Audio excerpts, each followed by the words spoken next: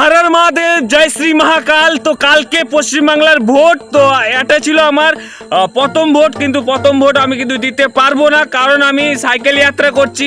তোমরা হয়তো সকলেই জানো আমি আপনাদের বাংলা পূর্ব মেদিনীপুরের ছেলে।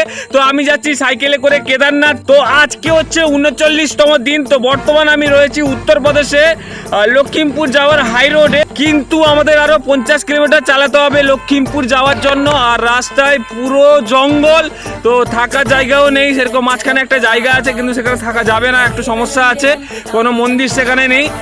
তো আমাদের লখিমপুর আজকে বাধ্য করতে যেতেই হবে।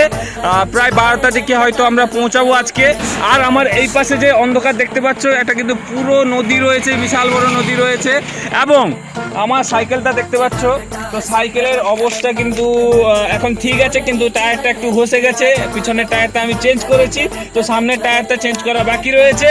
তো কালকে ভোট রয়েছে, আমি সবাইকে বলবো সবাই সুষ্ঠুভাবে, সবাই শান্তিভাবে ভোট দাও, আনন্দ করো। তো আমি তো ভোট দিতে পারলাম না, অনেক খারাপ লাগছে, জানি না আর কবে ভোট দিতে পারবো। তো আমাদের ভোট কিন্তু দেওয়া হয়ে গেছে অলরেডি মহাদেবের কাছে, অর্থাৎ কেদারনাথের কাছে। তো কেদারনাথের দরজাও আজকে খুলে গেল 22 তারিখ। আর মনে হচ্ছে 10-15 দিনের মধ্যে কেদারনাথ পৌঁছে যাব।